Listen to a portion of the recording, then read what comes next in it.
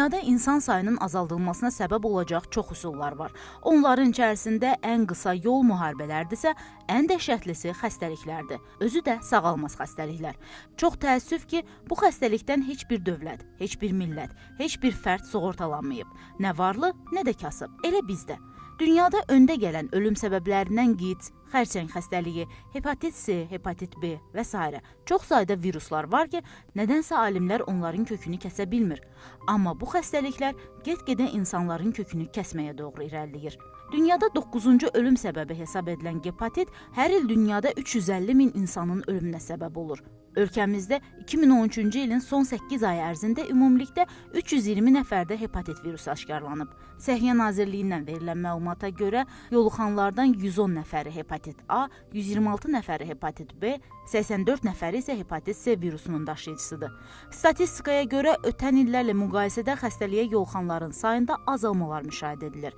Belə ki, əgər 2012-ci ildə ümumilikdə 642, 2011-ci ildə isə 780 nəfər bu virusun daşıyıcısı idisə, 2007-ci ildə bu göstərici bir neçə dəfə artaraq 2223 nəfər idi. Mütəxəssislər hesab edir ki, hepatit xəstəliyinin sayı dəyişdiyi kimi onların yoluxma yolları da dəyişir. Belə ki, əvvəllər hepatit C virusunun cinsi yolla keçdiyi deyilirdisə, son zamanlar bu virusun yalnız qan vasitəsilə yayıldığı bildirilir. C hepatitinin cinsi yolla keçmə ehtimalı yoxdur. B hepatitinin keçmə ehtimalı cinsi yoldan 15-20%'dir. 15-20% keçə bilir. B hepatitinin bugün vaksinasiyası var. Ona görə də bizə müraciət edən ailələr, cütlər mütləq hər ikisi yoxlanılır. Əgər bir tərəfdə B hepatiti varsa, ikinci tərəf həmin gündən gecə olmayaraq vaksinasiya olunur. Həkim deyir ki, ötən illərlə müqayisədə B virusuna yoluxmamaq üçün artıq qabaqlayıcı tədbirlər də həyata keçirilir. Belə ki, hazırda istənilən vətəndaş sözü gedən virus əleyhinə vaksinasiya edilsə, o zaman onun bu virusa yoluxma ehtimalı sıfıra enmiş olur. Lakin bütün bunlarla yanaşı həkim vətəndaşları ehtiyatlı olmağa çağırır.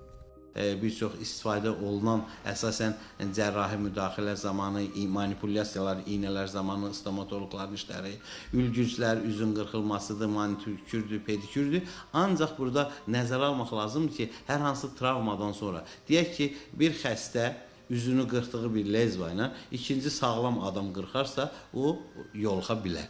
Amma xəstə ailədə yaşayırsa, yeyirsə, içirsə, danışırsa, hər halda bunu təcrid etmək lazım deyil.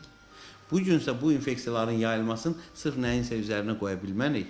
Hər bir adam özündə olan xəstəliyi araşdırmalı və tez vaxtında nə qədər üstünə düşüb müalicəsinə başlasa, bir o qədər gözəl.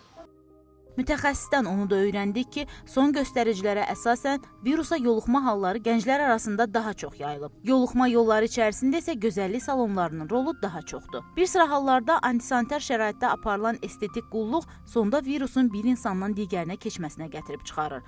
Gənclər arasında daha çox yayılan döymə və ya tatuaj zamanı da virusa yoluxma riski artmış olur.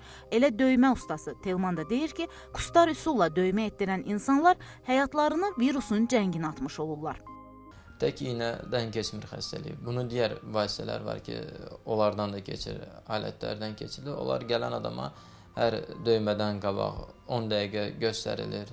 Nədən keçə bilər, nəyin qarşısı alınır, nədən keçə bilər. Bu sizin üçün bir adam üçün açılan bir kiliddir.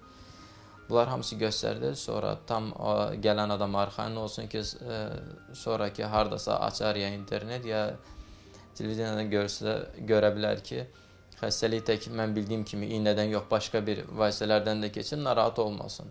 Tam arxayın olsun ki, tək iynə yox, başqa bir vasitələr də onda steril olub.